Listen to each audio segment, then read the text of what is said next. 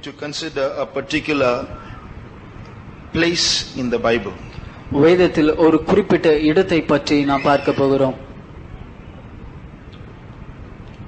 That place is called Akel Dama. அந்த இடம் ஆக்கேல் தாமா என்று அழைக்கப்படுகிறது. Can anyone read that verse? யாராவது அந்த வசனம் எங்கே இருக்கிறது என்று எடுத்து வாசிக்க முடியுமா?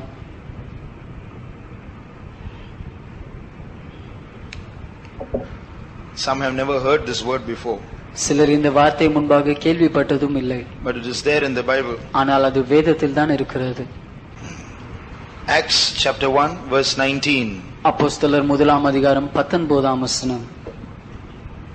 இது எருசலேமில் உள்ள குடிகள் யாவருக்கும் தெரிந்திருக்கிறது. அதனாலே அந்த நிலம் அவர்களுடைய பாஷையிலே இரத்த நிலம் என்னும் அர்த்தம் கொள்ளும் அக்கெல்தமா எனப்பட்டிருக்கிறது. Praise the Lord. கர்த்தருக்கு ஸ்தோத்திரம். Now we are going to consider a few truths from this particular place. இந்த குறிப்பிட்ட இடத்திலிருந்து சில சத்தியங்களை நாம் பார்க்க போகிறோம். And in the process of it we shall solve a few doubts that exist in the Bible. அதை நாம் தொடர்ச்சியாக பார்க்கையில் வேதத்தில் இருக்கிறதான சில சந்தேகங்களையும் நாம் அதிலிருந்து தீர்த்துக் கொள்வோம். If you turn to Matthew chapter 27, மத்தேயு 27ஆம் அதிகாரம் and read verse 9. 9ஆம் வசனம். இஸ்ரவேல் புத்திரரால் மதிக்கப்பட்டவருக்கு கிரயமாகிய 30 வெள்ளிக்காசை அவர்கள் எடுத்து கர்த்தர் எனக்கு கற்பித்தபடி குயவனுடைய நிலத்திற்காக அதை கொடுத்தார்கள் என்று எரேமியா தீர்க்கதரிசியால் உரைக்கப்பட்டது அப்பொழுது நிறைவேறிற்று. Here we see a prophecy of Jeremiah being fulfilled. எரேமியாவின் ஒரு தீர்க்க தரிசனம் இங்கே நிறைவேறுவதை நாம் பார்க்கிறோம். But if you search in the whole book of Jeremiah, you will never find such a verse. ஆனால் எரேமியாவினுடைய முழு புத்தகத்தையும் நாம் தேடி பார்த்தாலும் இப்படிப்பட்ட ஒரு வசனத்தை நம்மால் பார்க்க முடியாது. They took 30 pieces of silver and valued it and gave them for the potter's field as the Lord appointed me. தேவனை என்னை கற்பித்தபடியாக அவர்கள் 30 வெள்ளிக்காசை எடுத்து அவர்கள் கிரியமாக ஒரு குயவனுடைய நிலத்தை வாங்குகிறார்கள். Nowhere in the book of Jeremiah you will find such a verse. இப்படிப்பட்ட ஒரு வசனத்தை எரேமியாவின் புத்தகம் முழுவதுமாக தேடினாலும் எங்கேயும் நாம் பார்க்க முடியாது. But if you turn to the book of Zechariah, ஆனால் சகரியாவின் புத்தகத்தை நாம் பார்க்கும் பொழுது turn to chapter 11 11ஆம் அதிகாரம் and read verse 12 and 13. 12ஆம் 13ஆம் வசனங்களை வாசியுங்கள். உங்கள் பார்வைக்கு நன்றாய் கண்டால் என் கூலியை தாருங்கள், இல்லாவிட்டால் இருக்கட்டும் என்று அவர்களோட சொன்னேன். அப்பொழுது எனக்கு கூலியாக 30 வெள்ளிக்காசை நிறுத்தார்கள். கர்த்தர் என்னை நோக்கி அதை குயவனிடத்தில் எறிந்துவிடு என்றார். இதுவே நான் அவர்களால் மதிக்கப்பட்ட மேன்மையான மதிப்பு. நான் அந்த 30 வெள்ளிக்காசை எடுத்து அவைகளை குயவனுக்கென்று கர்த்தருடைய ஆலயத்தில் எறிந்து விட்டேன். Here we see a verse that is similar to the verse in Matthew. மத்தேயுவில் இருக்கிறதான ஒரு வசனத்தோடு அதே போன்ற ஒரு வசனத்தை இங்கே நாம் சகரியாவில் பார்க்கிறோம். So when Matthew says that it was spoken by Jeremiah the prophet, was it a mistake? எரேமியா என்ற தீர்க்கதரிசியினால் சொல்லப்பட்டதான ஒரு வசனம் என்று தீர்க்கதரிசனம் என்று சொல்லப்பட்டது, அது தவறுதலான ஒரு காரியமா?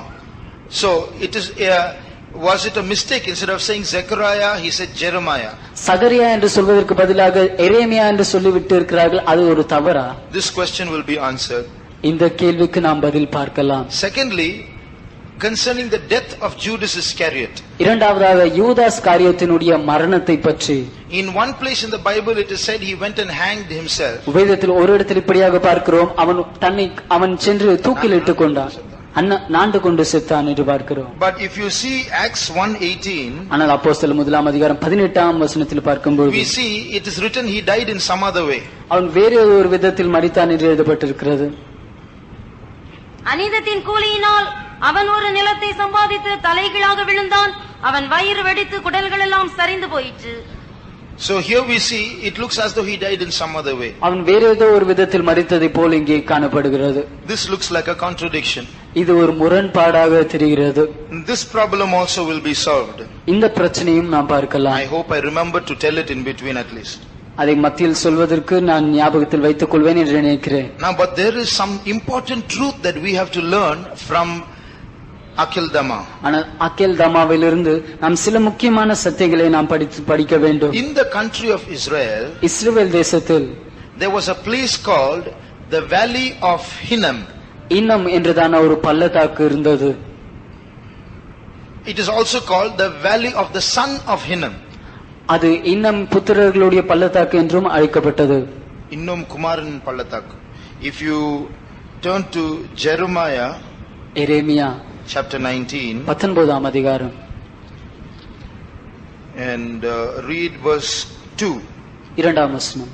கிழக்கு வாசலுக்கு எதிரான இன்னோமுடைய குமாரனின் பள்ளத்தாக்கிலே புறப்பட்டு போய் நான் உன்னோட சொல்லும் வார்த்தைகளை அங்கே பிரசித்தப்படுத்து.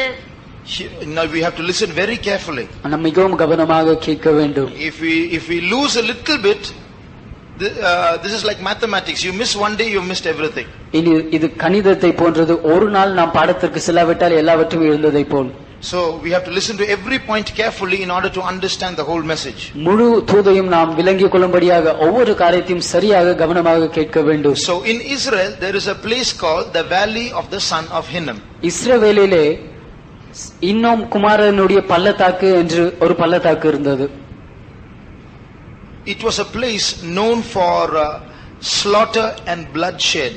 அந்த இடமானது அதிகமாக கொல்லப்படுவதற்கும் ரத்தம் சிந்தப்பட்ட ஒரு இடமாக அறியப்பட்ட ஒரு இடமாக இருந்தது. You read verse 6. 6ஆம் வசனம். அப்பொழுது இதோ நாட்கள் வரும், அப்பொழுது இந்த ஸ்தலம் தோப்பேத் என்றும் இன்னோமுடைய குமாரனின் பள்ளத்தாக்கு என்றும் இனி சொல்லப்படாமல் சங்கார பள்ளத்தாக்கு என்று சொல்லப்படும். So here it is called a valley of slaughter.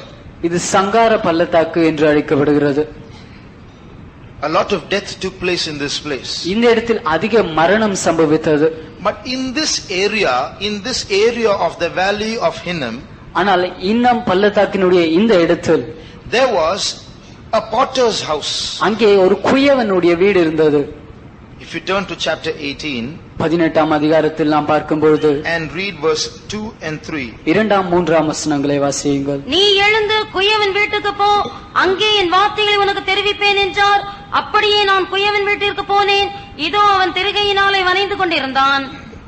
So here we see, in English it is clear, God does not say go to a potter's house. He says go to the potter's house, pinpointing one particular potter.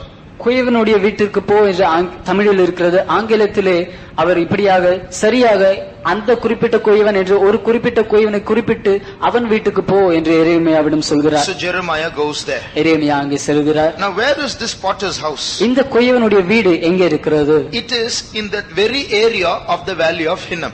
இன்னும் பள்ளத்தாக்கு இருந்த அதே இடத்தில் தான் இந்த குயவனுடைய வீடும் இருந்தது. You read 19:1 and 2. 19ஆம் அதிகாரம் முதல் 2 வசனங்களை வாசியுங்கள். கர்த்தர் சொன்னது, நீ போய் குயவன் வேலையான ஒரு கலசத்தை கொண்டு ஜனத்தின் மூப்பரிலும் ஆசாரியரிலும் மூப்பரிலும் சிலரை கூட்டிக் கொண்டு அடுத்த வசனம் கிழக்கு வாசலுக்கு எதிரான இன்னோமுடைய குமாரனின் பள்ளத்தாக்கிலே புறப்பட்டு போய் நான் உன்னோடு சொல்லும் வார்த்தைகளை அங்கே பிரசித்தப்படுத்து.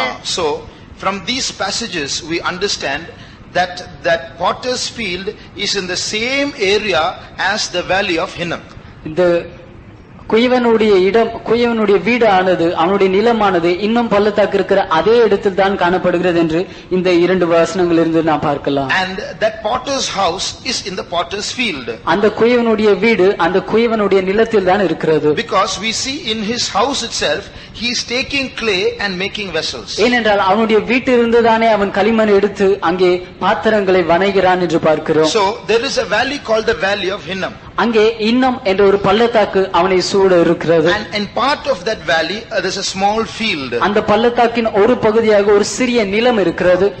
And that is the potter's field. அதுதான் இந்த குயவனுடைய நிலம். What do you mean by potter's field? குயவனுடைய நிலம் என்றால் என்ன? It is a place where lot of clay is available. அந்த இடத்தில் அதிகமான களிமண் நிரம்பிய ஒரு இடம் அது. So the potter buys that field and builds a house there and does his work, makes pots there. இந்த குயவன் அந்த இடத்தை வாங்கி அதிகமாக அந்த களிமண்ணை எடுத்து அவன் பாத்திரங்களை செய்து வனைந்து அவற்றை விற்கிறான். So here we see this potter has a field and he takes clay and he is molding that clay. இந்த குயவனுக்கு ஒரு நிலம் இருக்கிறது. அவன் அங்கே இருந்து களிமண் எடுத்து அதை வனைந்து அவன் பானைகளை செய்து கொண்டிருக்கிறான். Now we have some lessons to learn from this. இதிலிருந்து நாம் கற்றுக்கொள்ள சில பாடங்கள் நமக்கு உண்டு. This potter's field can be compared to our heart. இந்த குயவனுடைய நிலத்தை நம்முடைய இருதயத்துக்கு ஒப்பனையாக நாம் சொல்லலாம். So there are various states that this potter's field takes. இந்த குயவனுடைய நிலமானது பல நிலவரங்களை அடைகிறது. So first of all, this place is called the potter's field. முதலாவதாக இந்த இடம் குயவனுடைய நிலம் என்று அழைக்கப்படுகிறது. It is a place where a lot of clay is available. அதிக களிமண் நிரம்பிய ஒரு இடம் அது. And what kind of clay? என்ன விதமான ஒரு களிமண் அது? It is soft clay. அது மிருதுவான ஒரு களிமண். It is moldable clay. அது வணையக்கூடிய ஒரு களிமண். It won't break. அது சீக்கிரத்தில் உடையாது. Read verse 4, 18:4. 18ஆம் அதிகாரம் 4ஆம் வசனம். குயவன் வனைந்து கொண்டிருந்த மண்பாண்டம் அவன் கையிலே கட்டு போயிற்று. அப்பொழுது அதை திருத்தமாய் செய்யும்படிக்கு தன் பார்வைக்கு சரியாய் கண்டபடி குயவன் அதை திரும்ப வேறே பாண்டமாக வனைந்தான். திரும்ப வேறே பாண்டமாக வனைத்தான். That means he is able to reshape it. அவனால் அந்த ஒரு பாத்திரத்தை வேறு விதமாக அவன் வேறு விதத்தில் வடிவமைக்க கூடியவனாய் இருக்கிறான். That means that clay is moldable clay. அப்படி என்றால் அந்த களிமண் அது உருக்கக்கூடிய ஒரு களிமண்ணாக இருக்கிறது. What does God tell Jeremiah? தேவன் எரேமியாவை பார்த்து என்ன சொல்கிறார்? I am not going to speak to you now. நான் இப்பொழுது உன்னோடு பேச போகிறதில்லை. You go to the potter's house. நீ அந்த குயவனுடைய வீட்டுக்கு போ. There I will speak to you. அங்கே நான் உன்னோடு பேசுகிறேன். So he went to the potter's house. அதனால் இவன் அந்த குயவன் வீட்டிற்கு சென்றான். And he saw the potter making a vessel. அந்த குயவன் ஒரு பாத்திரத்தை அவன் வனைந்து கொண்டிருப்பதை பார்த்தான். And as the potter was making the vessel, அந்த குயவன் அந்த பாண்டத்தை செய்து கொண்டிருக்கும் பொழுது he saw suddenly that clay collapsed. திடீரென்று அந்த பாத்திரம் அந்த களிமண் அது கெட்டு போனதை இவன் பார்க்கிறான். So the potter takes that clay again and reshapes it into another vessel. அதனால் இந்த குயவன் என்ன செய்தான் என்றால் மீண்டுமாக அந்த களிமண்ணை எடுத்து அதை வேறே பாத்திரமாக வணைகிறான். Now read verses 5 and 6. இப்பொழுது 5ஆம் 6ஆம் வசனங்களை வாசியுங்கள். அப்பொழுது கர்த்தருடைய வசனம் எனக்கு உண்டாகி, அவர் இஸ்ரவேல் குடும்பத்தாரே, இந்த குயவன் செய்தது போல நான் உங்களுக்கு செய்யக்கூடாதோ என்று கர்த்தர் சொல்லுகிறார். இதோ இஸ்ரவேல் வீட்டாரே, கழிவன் குயவன் கையில் இருக்கிறது போல நீங்கள் என் கையில் இருக்கிறீர்கள். So what is God telling the Israelites? இஸ்ரவேலரை பார்த்து தேவன் என்ன சொல்கிறார்? You look at that clay in the potter's hands.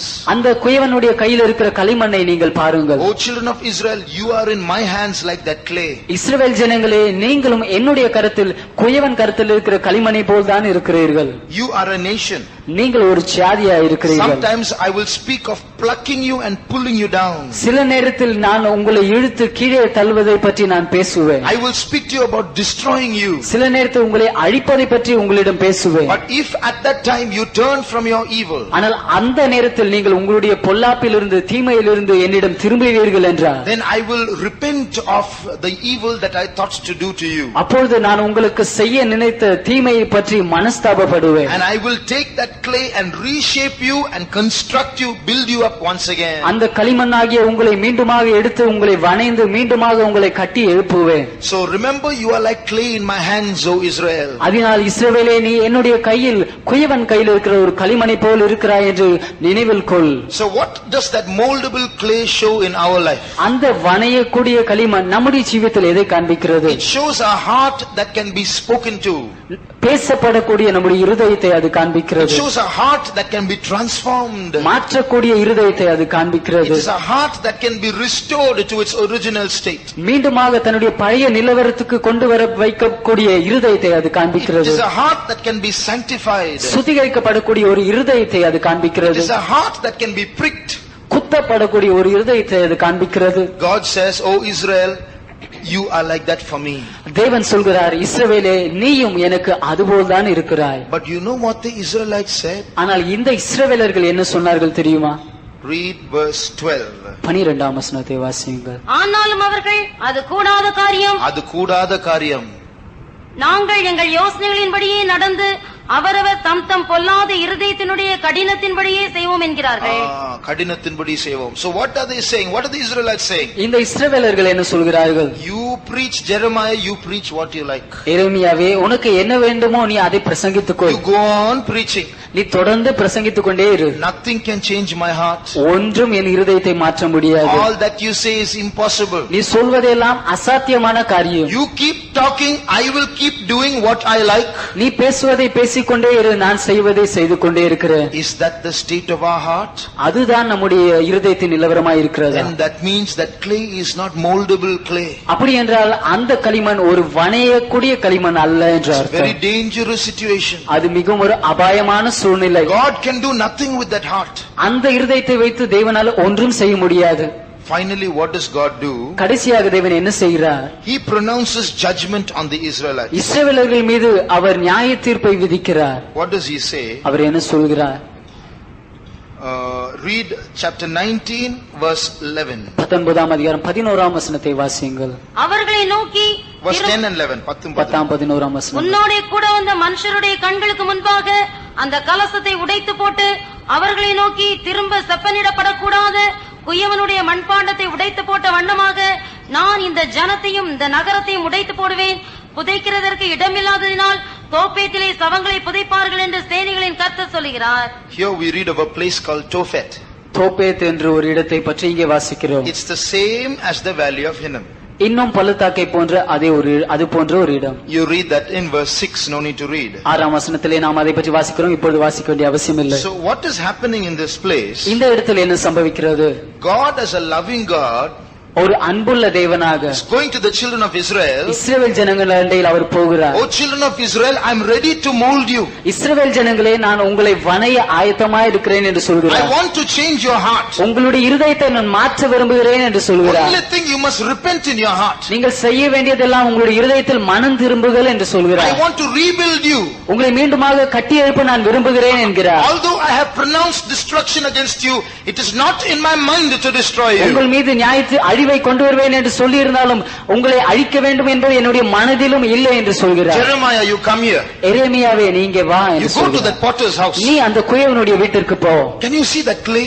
அந்த களிமண்ணை உன்னால் பார்க்க Can முடிகிறதா? you see how he is reshaping it? அவன் எப்படி அதை மீண்டுமாக வணைகிறான் என்று தெரிகிறதா? Now you go and tell the Israelites. நீ இப்போது போய் இஸ்ரவேலர்களை பார்த்து சொல். Tell them, God, I am the potter. நான் தேவன், நான் தான் அந்த குயவன் என்று அவர்களிடம் சொல். Tell them that they are that clay. அவர்கள் தான் அந்த களிமண் என்று அவர்களிடம் சொல். And tell them, I want to shape them once again. அவர்களை நான் மீண்டுமாக வணைய விரும்புகிறேன் என்று அவர்களிடம் சொல். Jeremiah went and told them. எரேமியாவும் அவர்களிடம் போய் Oh சொன்னார். children of Israel, God wants to build you up once again. இஸ்ரவேல் ஜனங்களே, தேவன் உங்களை மீண்டுமாக கட்டி எழுப்ப விரும்புகிறார். But they said, no, this is impossible. ஆனால் அவர்கள் சொன்னார்கள், இல்லை, அது நடக்கக்கூடாத ஒரு காரியம். No, we will walk in the hardness of our heart. நாங்கள் எங்களுடைய இருதய கடினத்தில் தொடர்ந்து நடப்போம். Please don't tell us what to do. தயவு செய்து என்ன செய்ய வேண்டும் என்று எங்களுக்கு நீர் சொல்ல வேண்டாம். We are old enough to know what to do. என்ன செய்ய வேண்டும் என்று தெரிவதற்கு நாங்கள் வளர்ந்து இருக்கிறோம். So sermons like this have become just another lecture. அதனால் இப்படிப்பட்டதான தூதுகள் மற்றொரு பாடசாலையில் கேட்க ஒரு பாடத்தை போல ஆகிவிட்டது.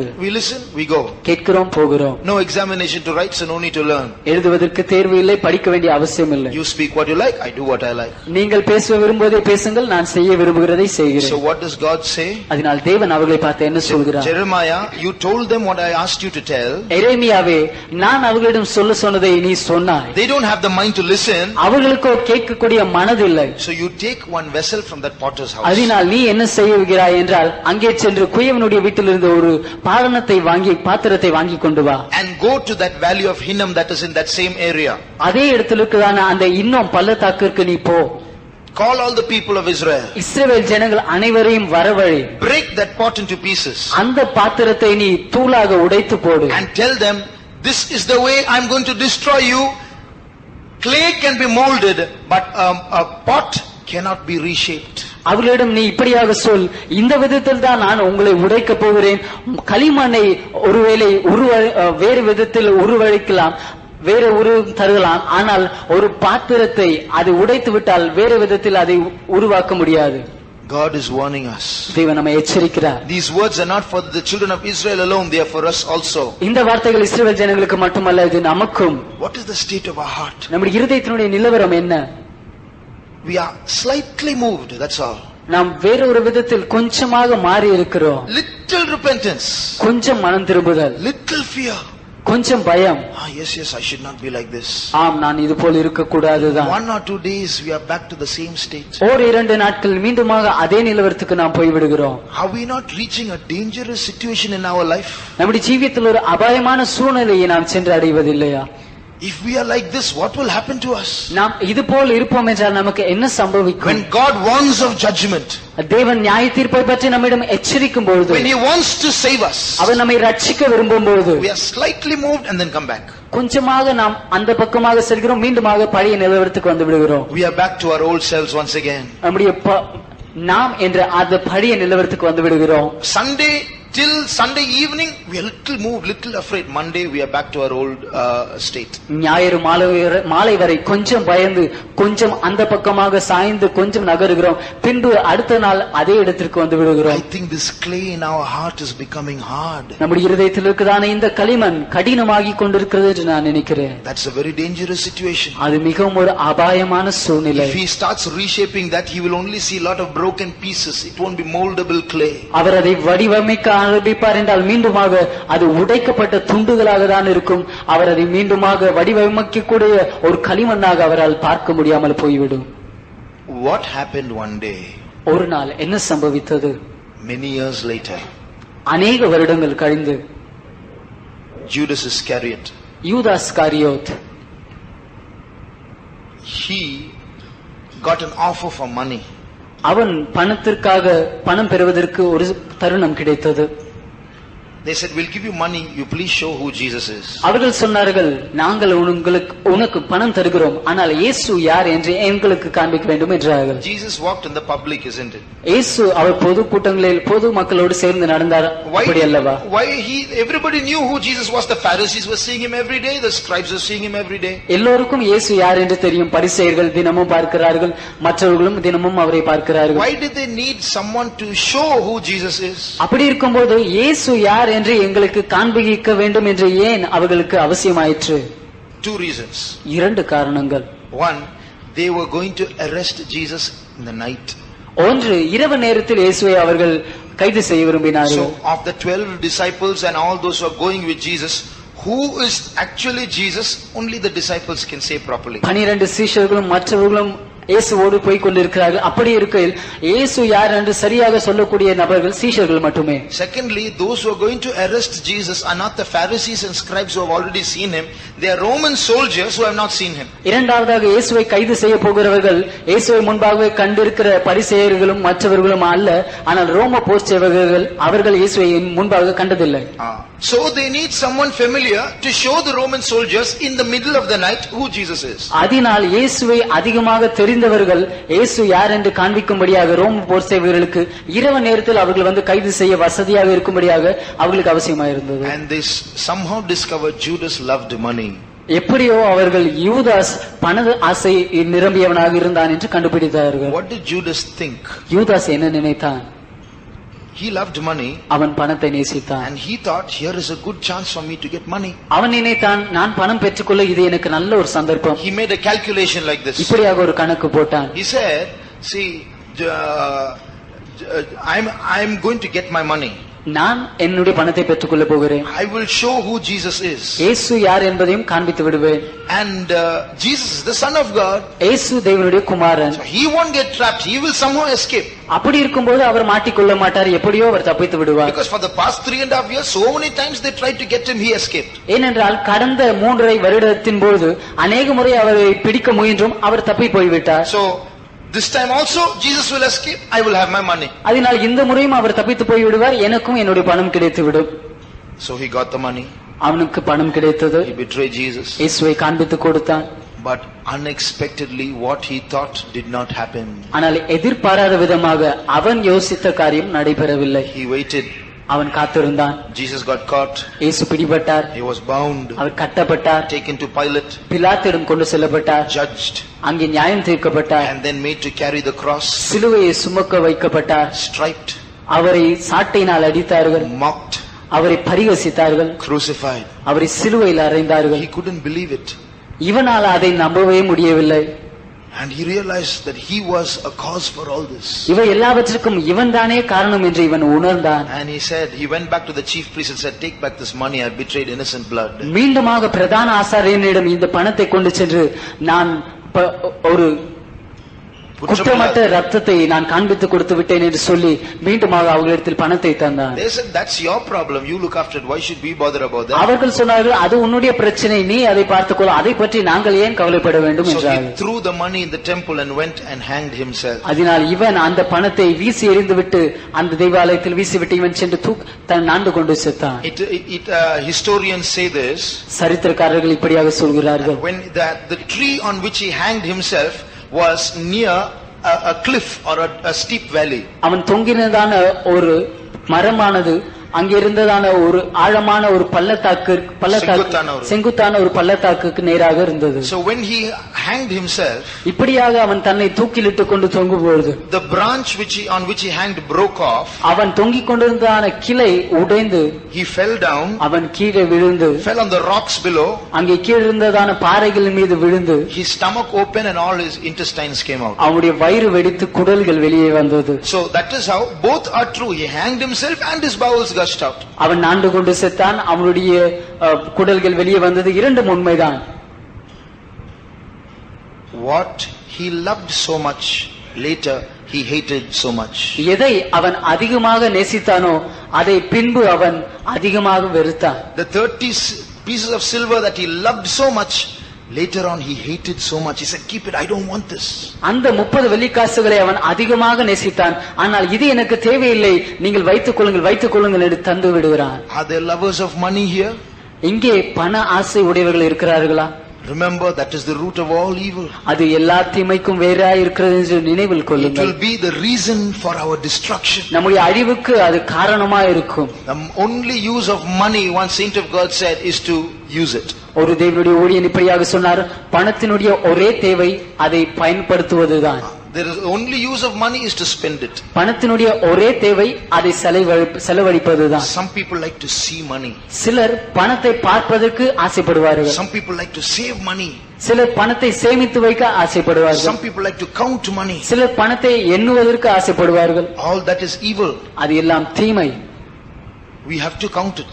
நாம் என்னதான் வேண்டும்? But let there be no love in counting. நாம் எண்ணும் போதே அதில் ஆசை இல்லாமல் இருக்க வேண்டும். We can save money. நாம் பணம் சேமிக்கலாம். But let there be no love in saving. ஆனால் நாம் சேமித்து வைப்பதில் ஆசை இல்லாமல் இருக்க வேண்டும். We live not by money, we live by faith. நாம் பணத்தினால் ஜீவிக்கிறவர்கள் அல்ல, விசுவாசத்தினால் பிழைத்திருக்கிறோம். If we are praying for money, dreaming about money, then a day will come when that money will destroy us. பணத்திற்காக ஜெபித்துக் கொண்டு கனவு கண்டு கொண்டு இருப்போம் என்றால் ஒரு நாள் வரும்போது அந்த பணமே நம்மை அழித்து விடும். It destroyed Judas. அது யூதாசை அழித்தது.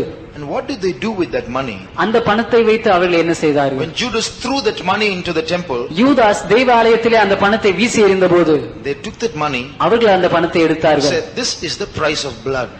இது ஒரு இரத்த கிரயமாக இருக்கிறது என்று சொன்னார்கள். So we what shall we do with this? We can't put it back into the sanctuary. இதை மீண்டுமாக தேவனுடைய ஆலயத்தில் வைக்க முடியாது, இதை வைத்து என்ன செய்வது என்று நினைத்தார்கள். What did they do? அதனால் அவர்கள் என்ன செய்தார்கள்? They bought a field.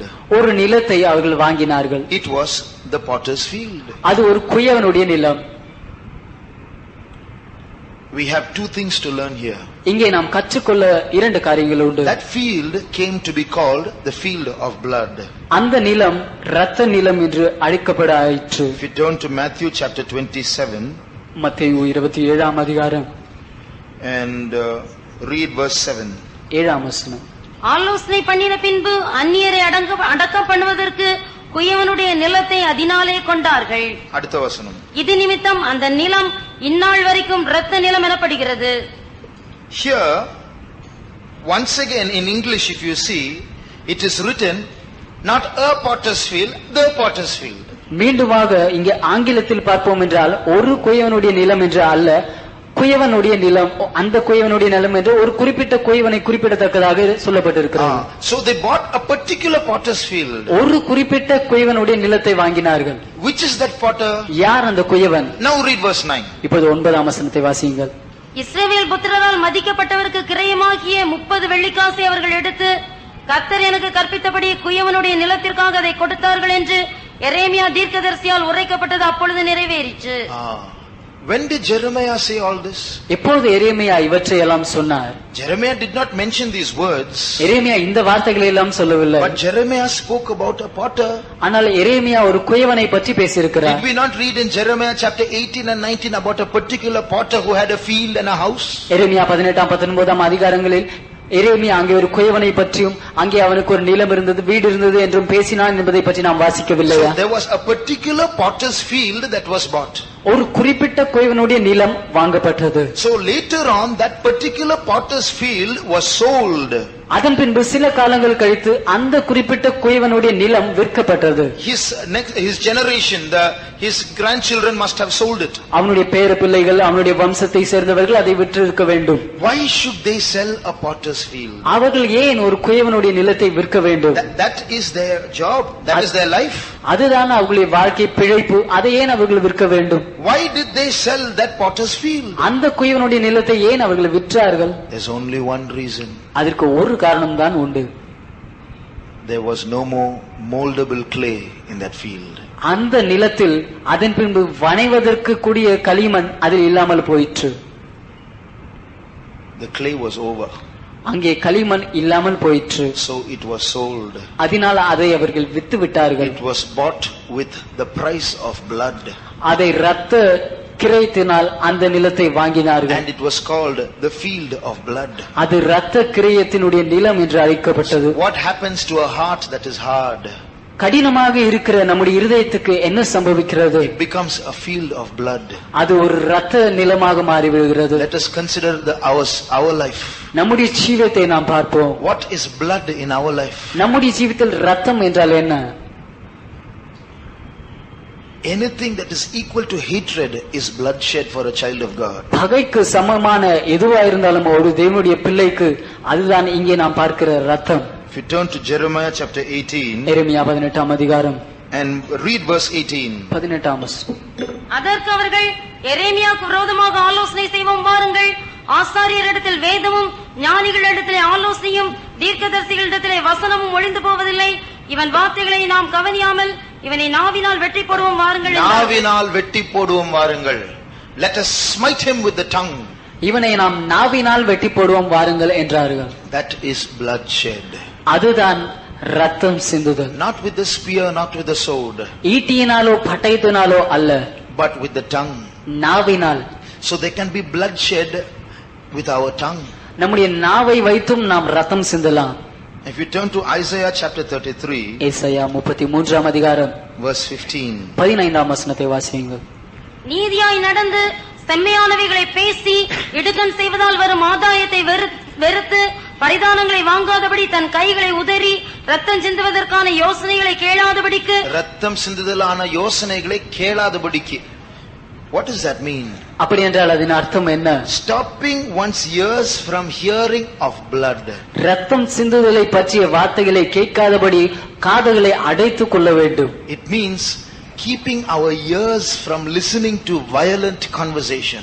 கொடூரமான சம்பாஷணைகளை கேட்காதபடி நம்முடைய காதுகளை நாம் அடைத்துக் கொள்ள வேண்டும், பாதுகாத்துக் கொள்ள வேண்டும். Our tongue, our ears should not be involved in violence. நம்முடைய நாவும் நம்முடைய காதும் கொடூரத்தில் ஈடுபடக்கூடாது. What does the Bible say? வேதம் என்ன சொல்கிறது? He that hateth his brother is a murderer. தன்னுடைய சகோதரனை பகைக்கிறவன் மனுஷ கொலை பாதகன். He that hateth his brother has already shed blood. தன்னுடைய சகோதரனை பகைக்கிறவன் முன்பாகவே ரத்தம் சிந்தி ஆயிற்று. So what happens to this potter's field? இந்த குயவனுடைய நிலத்திற்கு என்னவாயிற்று? The field exists, அந்த நிலம் இருக்கிறது, but something is missing. ஆனால் ஏதோ அங்கே இல்லாமல் இருக்கிறது. Moldable clay is missing. வணையக்கூடிய களிமண் இல்லாமல் இருக்கிறது. Because that moldable clay is missing, அந்த வணையக்கூடிய களிமண் இல்லாமல் இருக்கிறதுனால் it slowly becomes a field of blood. மெதுவாக கொஞ்சம் கொஞ்சமாக அந்த இடம் ஒரு ரத்தம் சிந்தக்கூடிய இடமாக ஆயிற்று. The next stage of the potter's field is that it becomes akeldama, or field of blood. குயவனுடைய அந்த நிலத்தினுடைய அடுத்த கட்டம் அது ஆக்கேல்தாமா, இல்லாவிட்டால் ரத்தம் சிந்துதலின் இடமாக மாறிற்று. That is the next stage of the heart. அதுதான் நம்முடைய இருதயத்தினுடைய அடுத்த கட்டம். Is there hatred in our heart? நம்முடைய இருதயத்தில் கசப்பு, பகை இருக்கிறதா? Is there anyone in this world whom we hate? இந்த உலகத்தில் யாராவது ஒருவரை நாம் பகைக்கிறவர்களாக இருக்கிறோமா? We can offer 100 logical, reasonable excuses why we hate that person. ஏன் அந்த குறிப்பிட்ட நபரை நான் வெறுக்கிறேன், பகைக்கிறேன் என்பதற்கு 100 சட்டபூர்வமான உண்மையான காரணங்களை நாம் சொல்லலாம். But those 100 reasons God will take and put in the dustbin and call us a field of blood. ஆனால் அந்த 100 காரணங்களையும் எடுத்து தேவன் ஒரு குப்பை தொட்டியில் போட்டுவிட்டு நம்மை ரத்தம் சிந்துதலின் நிலம் என்று அழைப்பார். You know why? ஏன் என்று தெரியுமா? Why should God take 100 genuine reasons and put them in the dustbin? இப்படி உண்மையான இந்த 100 காரணங்களை எடுத்து ஏன் தேவன் குப்பையில் போட வேண்டும்? When that particular person is working against me, it is natural to hate that person, isn't it? அந்த குறிப்பிட்ட நபர் எனக்கு விரோதமாக கிரியை செய்து கொண்டிருந்தார். அப்படி இருக்கும்போது இயற்கையான முறையில் பார்த்தால் என்றாலும் அவரை பகைப்பது நல்ல காரணம் தானே, நியாயமான காரணம் தானே. How can I go and love a person who deliberately speaks lies against me? வேண்டுமென்றே எனக்கு விரோதமாக பொய் சொல்கிறதான ஒரு நபரை எப்படி நான் நேசிக்க முடியும்? How can God take those genuine reasons and put them in the dustbin? அப்படிப்பட்ட உண்மையான காரணங்களை எடுத்து தேவன் எப்படி குப்பை தொட்டியில் போடுகிறார்? Because God has 1,000 reasons why He can hate us, and He took those 1,000 reasons and put them in the dustbin. ஏனென்றால் நம்மை ஏன் தேவன் வெறுக்க வேண்டும் என்பதற்கு அவருக்கு 1000 காரணங்கள் உண்டு. ஆனால் அந்த 1000 காரணங்களை எடுத்து அவர் குப்பை தொட்டியில் போட்டுவிட்டு நம்மை நேசிக்கிறபடியா. When He has ignored all the reasons for which He can hate us, நம்மை அவர் வெறுக்கக்கூடிய 1000 காரணங்களை எடுத்து அந்த காரணங்களை எல்லாம் அவர் தள்ளிவிட்டு அவர் நம்மை நேசிக்கும் பொழுது, and He sees us showing genuine reasons why we should not love our brother, ஆனால் நம்முடைய சகோதரனை நாம் நேசிக்காமல் இருப்பதற்கு உண்மையான காரணம் என்று நாம் அதை காண்பிக்கிறதை அவர் பார்க்கும்போது, He can't bear that. அதை அவரால் சகித்துக் கொள்ள முடியவில்லை. It is called bloodshed. அது ரத்தம் சிந்துதல் என்று அழைக்கப்படுகிறது. Very dangerous situation. அது மிகவும் அபாயமான ஒரு சூழ்நிலை. If we keep hatred in our heart, நம்முடைய இதயத்தில் ஒருவேளை நாம் கசப்பை, பகையை வைத்திருப்போம் என்றால், it may not be a violent hatred. ஒருவேளை அது கொடூரமான ஒரு பகையாக இல்லாமல் இருக்கலாம். But if there is one brother or one sister amongst us whom we are not able to talk properly to, ஆனால் நம்மத்தில் ஒரு சகோதரன் இல்லாவிட்டால் ஒரு சகோதரியிடம் சரியான முறையில் உங்களால் பேச முடியாமல் இருக்கிறது என்றால், that is a dangerous situation. My heart is called Akildama. அது ஒரு அபாயமான சூழ்நிலை. அந்த இருதயம் ஆக்கேல் தாமா என்று அழைக்கப்படும். I have already told you what Pastor T. Thomas said. Pastor T. Thomas என்ன சொன்னார் என்று முன்பாகவே நான் உங்களுக்கு சொல்லி இருக்கிறேன். How much we love our worst enemy, so much we love Jesus. நம்முடைய சத்துருக்களில் மிகவும் மோசமான சத்துருவை எவ்வளவு நேசிக்கிறோமோ அவ்வளவுதான் இயேசுவை நாமும் நேசிக்கிறோம். Some are our friends. சிலர் நம்முடைய நண்பர்கள். Some are very close friends, we love them. சிலர் மிகவும் நெருங்கிய நண்பர்கள், அவர்களை அதிகமாக நேசிக்கிறோம். Some are ordinary friends. சிலர் சாதாரணமான நண்பர்கள். Some are just acquaintances. சிலர் நம்மோடு பழகுகிறவர்கள். Some are not so near. சிலர் அவ்வளவு அருகில் இருக்கிறவர்கள் அல்ல. Some are enemies. சிலர் சத்துருக்கள். Some are really working against us. சிலர் உண்மையாகவே நமக்கு விரோதமாக கிரியை செய்கிறார்கள். But that worst enemy, ஆனால் அந்த மோசமான சத்துரு, how much I love that worst enemy, so much I love Jesus. அந்த மோசமான சத்துருவை நான் எவ்வளவு நேசிக்கிறேனோ அவ்வளவுதான் இயேசுவை நேசிக்கிறேன். That is the standard by which we will be measured. அந்த ஸ்தானத்தின்படி தான் நாம் அளக்கப்படுவோம். If I love 999 people with all of my heart, என்னுடைய முழு இதயத்தோடு 999 ஜனங்களை நான் நேசித்து, and I have hatred for one particular person because of something he did against me, ஒரு குறிப்பிட்ட நபர் எனக்கு விரோதமாக செய்த காரணத்தினால் அவருக்கு விரோதமாக என்னில் பகை இருக்கும் என்றால், although I have love for 999 people in my heart is called a field of blood. 999 பேருக்கு என்னுடைய இருதயத்தில் அன்பு இருந்தாலும் என்னுடைய இருதயம் ரத்தம் சிந்துதலின் இடம் என்று அழைக்கப்படுகிறது. Let's examine our hearts. நம்ம இருதயங்களை நாம் ஆராய்ந்து We are பார்க்கிறோம். not here to play games. நாம் இங்கே விளையாடி விட்டு செல்ல முடியாக வரவில்லை. We are called Christians. கிறிஸ்தவர்கள் என்று நாம் What அழைக்கப்படுகிறோம். is the difference between my heart and the heart of a sinner? என் இருதயத்துக்கும் ஒரு பாவி இருதயத்துக்கும் என்ன வித்தியாசம் உண்டு? He loves his friends and hates his enemies. I love my friends and hate my enemies. What's the difference? அவன் அவனுடைய நண்பர்களை நேசிக்கிறான், சத்ருவை வெறுக்கிறான். நானும் என்னுடைய நண்பர்களை நேசிக்கிறேன், சத்ருவை வெறுக்கிறேன். என்ன வித்தியாசம்? Am I a Christian? நான் ஒரு கிறிஸ்தவனா? Beloved, We have gone far away from this Christian standard. அருமையானவர்களே, கிறிஸ்துவ ஸ்தானம் என்ற அந்த ஸ்தானத்தை விட்டு நாம் அதிக தூரம் போய்விட்டோம். We may not even go to heaven because of these things. இந்த காரணங்களினால் நாம் ஒருவேளை பரலோகம் கூட போகாமல் இருக்கலாம். We have forgotten all these things. இவை எல்லாவற்றையும் நாம் மறந்து விட்டோம். We are offering so many excuses to justify the state of our heart. நம்முடைய இருதயத்தின் நிலவரத்தை அதை நாம் சரியாக அதை நியாயப்படுத்த முடியாத அநேக காரணங்களை சொல்கிறோம். No excuses. God will have none of those excuses. இப்படிப்பட்ட காரணங்களை தேவன் ஒன்றையும் ஏற்றுக்கொள்ள மாட்டார். Only one thing he says. அவர் ஒரு காரியம் தான் சொல்கிறார். Whoever it is, love thy neighbor as thyself. அது யாராக இருந்தாலும் அவர் இதை தான் சொல்கிறார், உன்னை போல் பிறனை நேசி. In the parable of this good Samaritan, நல்ல சமாரியனுடைய அந்த உவமையில், who are the Samaritans? சமாரியர்கள் யார்? They are half Jews, half Assyrians. அவர்கள் அசிரியர்களும் யூதர்களுமாக கலந்தவர்களாய் இருக்கிறார்கள்.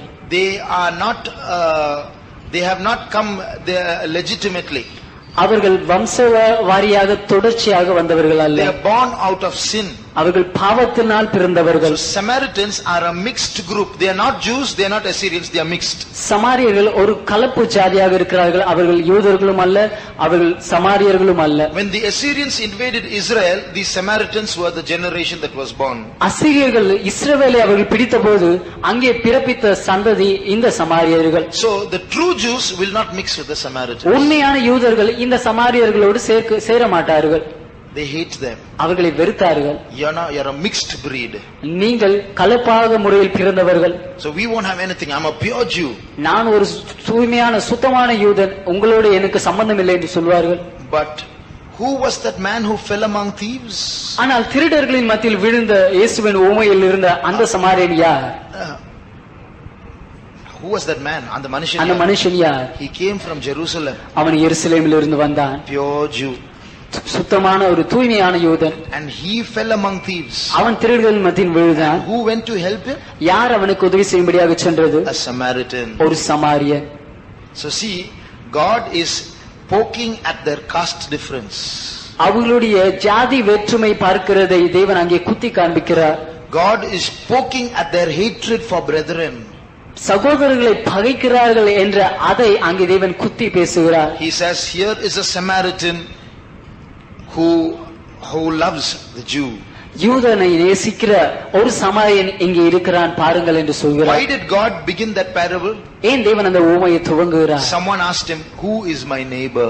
யார் என்னுடைய அயலான் என்று ஒருவர் இயேசுவிடம் இப்படியாக ஒரு கேள்வி எழுப்பினார்கள். What was Jesus saying? அதனால் இயேசு அவர்களிடம் என்ன பதிலளித்தார்? Those people whom you hate, they are your neighbors. நீங்கள் பகைக்கிறீர்களே அவர்கள்தான் உங்களுடைய அயலவர்கள் என்று சொல்கிறார். At the end of the parable, what did Jesus say? அந்த உவமையினுடைய முடிவில் இயேசு என்ன சொல்கிறார்? Go thou and do likewise. நீயும் போய் அப்படியே செய் என்று சொல்கிறார். So if we don't have this testimony, இப்படிப்பட்ட சாட்சி நமக்கு இல்லாமல் இருக்கும் என்றால், if we have distances between other people, மற்றவர்களிடம் நாம் ஒரு தூரம் காத்துக் கொண்டிருப்போம் என்று அவர்களிடம் ஒரு if we are not close to everyone like brothers, சகோதரர்களைப் போல் அவர்களிடம் ஒற்றுமையா இல்லாமல் இடைவெளி காத்துக் கொண்டிருப்போம் என்றால், it means we are not Christians. அப்படி என்றால் நாம் கிறிஸ்தவர்கள் அல்ல என்று அர்த்தம். We may be members of the Pentecostal mission, ஒருவேளை பெந்தெகோஸ்தே சபையினுடைய அங்கத்தினர்களாக நாம் இருக்கலாம். but will my name be written in heaven? That's doubtful. ஆனால் என்னுடைய பெயர் பரலோகத்தில் எழுதப்படுமா? அது சந்தேகத்துக்குரிய காரியம். You know, in heaven we are going to have a lot of surprises. பரலோகத்தில் நமக்கு அதிக அதிர்ச்சியூட்டக்கூடிய காரியங்கள் இருக்க போகிறது தெரியுமா? One lady, she went to hell. ஒரு ஸ்திரீ அவர்கள் நரகத்திற்கு கொண்டு செல்லப்பட்டார்கள். Her name was Mary Baxter. அவளுடைய பெயர் மேரி Boxster. Every day for 30 days her spirit left her and she went in a trance. ஒவ்வொரு நாளும் 30 நாட்களுக்கு அவளுடைய ஆவி அவர்களை விட்டு பிரிந்து அவர்கள் பரலோகத்திற்கு எடுத்து செல்லப்பட்டார்கள். And Jesus would take her and show her different parts of hell. இயேசு அவர்களை கொண்டு சென்று நரகத்தினுடைய பல பாகங்களை காண்பித்தார். And she would come back. அவர்கள் மீண்டுமாக திரும்ப She வருவார்கள். will do her duty the next day. அடுத்த நாளுடைய கடமைகளை செய்வார்கள். Next night when she goes to sleep, again God will take her and show another part of hell. அடுத்த இரவு அவர்கள் தூங்க செல்லும் பொழுது மீண்டுமாக தேவன் அவர்களுடைய ஆவியை கொண்டு சென்று நரகத்தின் மற்ற பாகத்தை காண்பிப்பார். I listened to her testimony on tape. அவருடைய சாட்சியை நான் கேசட்டில் கேட்டுக்கொண்டிருந்தேன். She was almost crying. அவர்கள் அழுது கொண்டு சொல்லிக் கொண்டிருந்தார்கள். I saw servants of God there. அங்கே தேவ ஊழியர்களை பார்த்தேன் I என்றார்கள். saw so many Christians there. அநேக கிறிஸ்தவர்களை அங்கே பார்த்தேன் And she என்றார்கள். says, please please, if you are listening to me, please, hell is real, don't go there. அவர்கள் சொன்னார்கள், தயவு செய்து நீங்கள் ஒருவேளை என்னை கேட்டுக்கொண்டிருப்பீர்கள் என்றால் தயவு செய்து நரகம் உண்மையான ஒரு காரியம், அங்கே போக வேண்டாம் என்றார்கள். So many people whom we don't imagine are going to go to heaven. So many people whom we don't imagine are going to be in hell. நாம் யோசித்து பார்க்காத அநேகர் பரலோகத்திற்கு போக போகிறார்கள். நாம் யோசித்து பார்க்காத அநேகர் நரகத்துக்கு போக போகிறார்கள். So let's set our hearts right. Let's not fool ourselves. அதனால் நம்முடைய இருதயங்களை நாம் சரிப்படுத்திக் கொள்வோம். நம்மை நாமே முட்டாள்களாக்கிக் கொள்ள வேண்டாம். Convention is coming. நம்முடைய கன்வென்ஷன் வருகிறது. We have to work with one heart. ஒரு இருதயத்தோடு, ஏக இருதயத்தோடு நாம் சேர்ந்து வேலை செய்ய வேண்டும். Let's work with one another. மற்ற ஒவ்வொருவரோடும் சேர்ந்து நாம் வேலை செய்வோம். If that particular person is coming to work with me, I won't come. அந்த குறிப்பிட்ட நபர் என்னோடு சேர்ந்து வேலை செய்வார் என்றால் நான் வரவில்லை. That is not a Christian's confession. அது ஒரு கிறிஸ்தவனுடைய அறிக்கை அல்ல. If that person is going to tell me what to do, I won't come. அந்த குறிப்பிட்ட நபர் நான் என்ன செய்ய வேண்டும் என்று சொல்வார் என்றால் நான் வரமாட்டேன். That is not a Christian's confession. அது ஒரு கிறிஸ்தவனுடைய அறிக்கை அல்ல. That is Akildama. அது ஆக்கேல்தாமா. What will happen after that? அதன் பின்பு என்ன சம்பவிக்கும்? There is a third stage. ஒரு மூன்றாம் நிலவரம். That is a very dangerous, pathetic condition. அது மிகவும் ஒரு அபாயமான, ஒரு பரிதபிக்கக்கூடிய ஒரு நிலவரத்தை சென்றடையும். They bought the potter's field. அவர்கள் அந்த குயவன் நிலத்தை வாங்கினார்கள். Once it had moldable clay. ஒரு முன்பு அதில் வணையக்கூடிய களிமண் இருந்தது. But now clay is over. ஆனால் இப்பொழுது அதில் களிமண் இல்லாமல் போயிற்று. Now it has become the field of blood. இப்பொழுது ஒரு இரத்த நிலமாக But மாறிவிட்டது. why did the priests buy that field? அப்படி இருக்கும்போது இந்த ஆசாரிகள் ஏன் அந்த நிலத்தை வாங்கினார்கள்? Again read chapter 27 verse 27ஆம் அதிகாரம், மத்தேயு 27ஆம் அதிகாரம் 7ஆம் வசனத்தை மீண்டுமாக வாசியுங்கள். ஆலோசனை பண்ணின பின்பு அந்நியரை அடக்கம் பண்ணுவதற்கு குயவனுடைய நிலத்தை அதனாலே கொண்டார்கள். Why did they buy this field? ஏன் இந்த குயவனுடைய நிலத்தை அவர்கள் வாங்கினார்கள்? To bury people. அந்நியர்களை அங்கே அடக்கம் பண்ணும்படியாக. I told you this valley of the son of Hinnom, this Akildama was a part of that. இந்த அக்கேல்தாமா இன்னும் குமாரனுடைய பள்ளத்தாக்கினுடைய பகுதி என்று நான் சொன்னேன். The valley of Hinnom itself is called a place of slaughter. இன்னும் பள்ளத்தாக்கு அதை பார்க்கும்போதே அது சங்கரிப்பினுடைய ஒரு இடம்.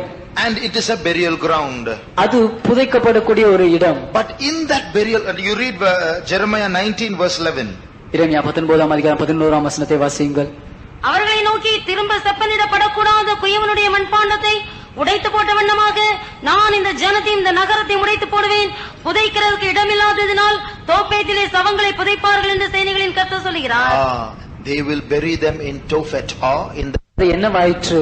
Like the rest of the valley of Hinnom, இன்னும் பள்ளத்தாக்கினுடைய மற்ற பகுதிகளைப் போல this field also became a burial ground. இந்த நிலமும் ஒரு மயான பூமியாக மாறிவிட்டது.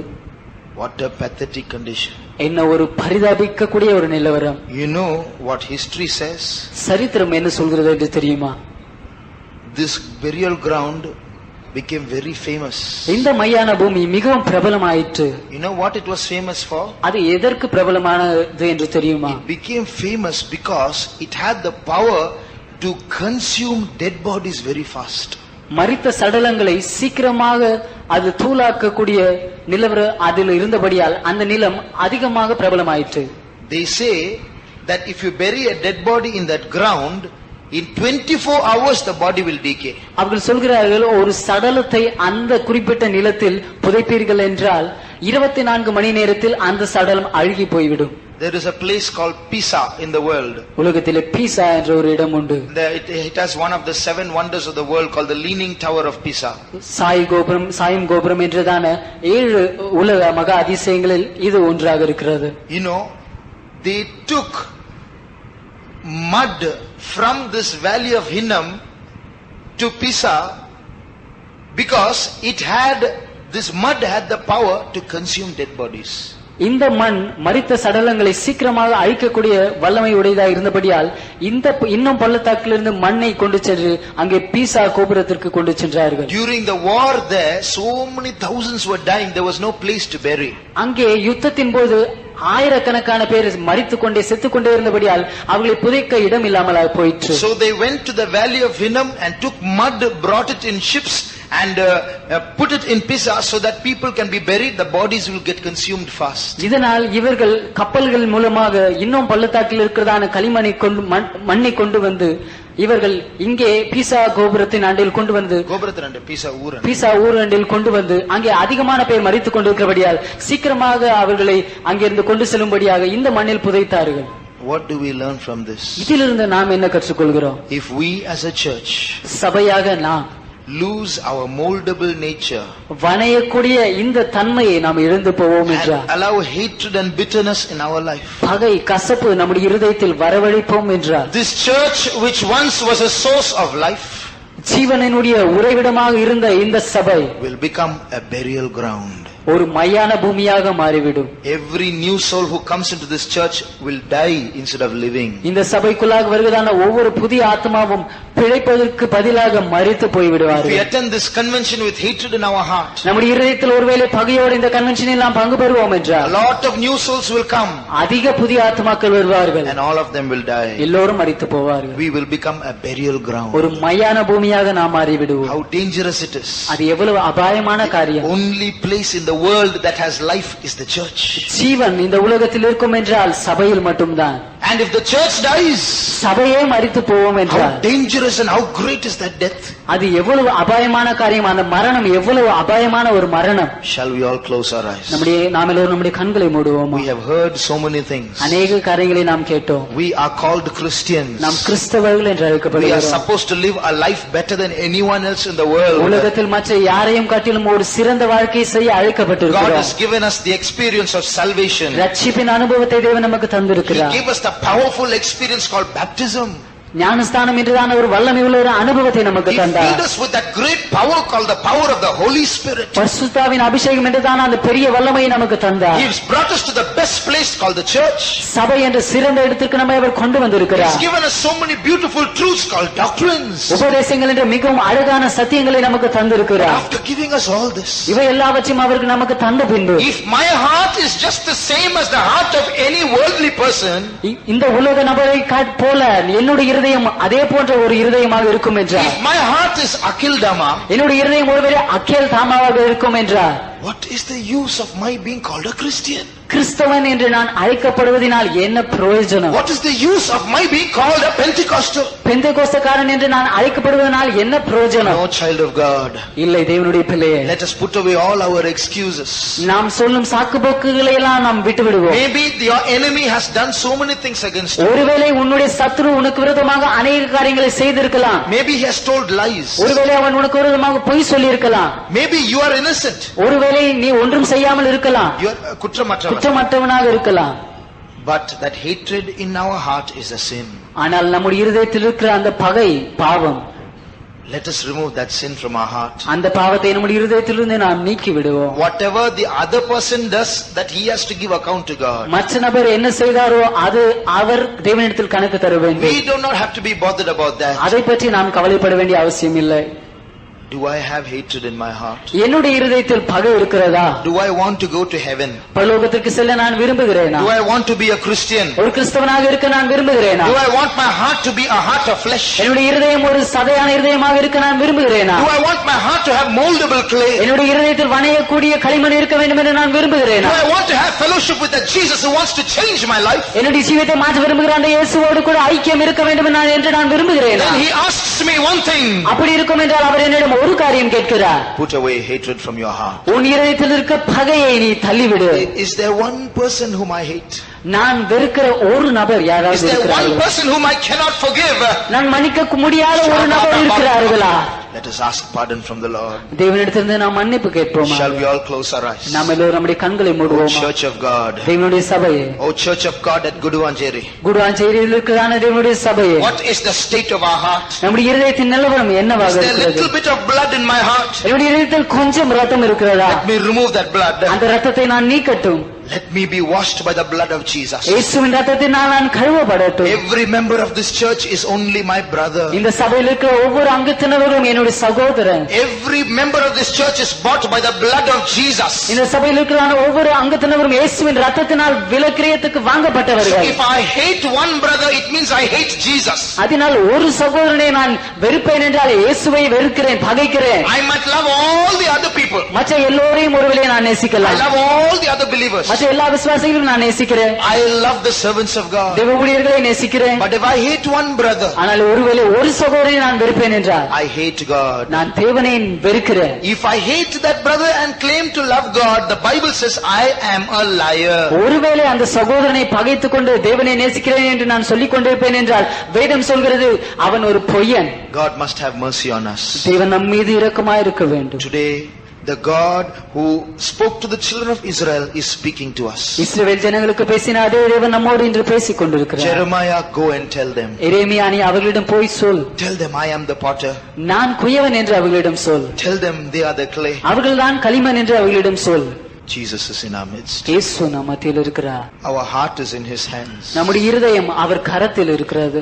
Is there blood in our heart? நம்முடைய இருதயத்தில் ரத்தம் இருக்கிறதா? Or is it molded with clay? இல்லாவிட்டால் அது வனையக்கூடிய களிமண்ணாக இருக்கிறதா? If there is blood in our heart, ஒருவேளை அங்கே ரத்தம் நம்முடைய இருதயத்தில் இருக்கும் என்றால் this is grace period.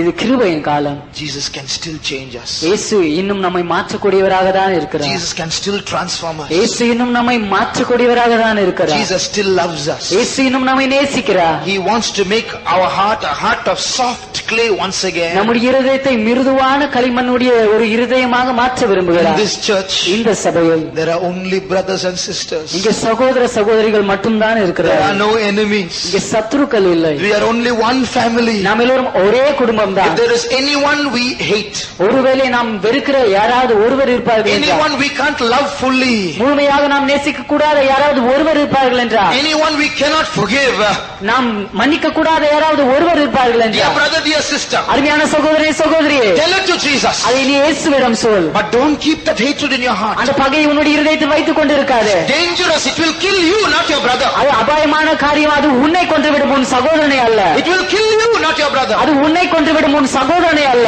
So tell Jesus. அதனால் இயேசுவிடம் சொல். Jesus, please take away this hatred from my இயேசுவே, heart. தயவு செய்து என் இருதயத்தில் இருக்க இந்த பகையை எடுத்து விடும். Give me grace, Lord. எனக்கு கிருபை தாரும். I want to love my brother. என் சகோதரனை நேசிக்க I விரும்புகிறேன். want blood to go out of my heart. என் இருதயத்தில் இருக்கிற ரத்தம் போக I விரும்புகிறேன். want my heart to become a heart of flesh once again. என் இருதயம் மீண்டுமாக ஒரு சதையான இருதயமாக மாற விரும்புகிறேன். Dear brother, dear sister, அருமையான சகோதரனே சகோதரி, Jesus is talking to you. இயேசு உன்னோடு பேசிக் கொண்டிருக்கிறார். Jesus is talking to you. இயேசு உன்னோடு பேசிக் He கொண்டிருக்கிறார். wants to stay in your heart. உன் இருதயத்தில் தங்க விரும்புகிறார். He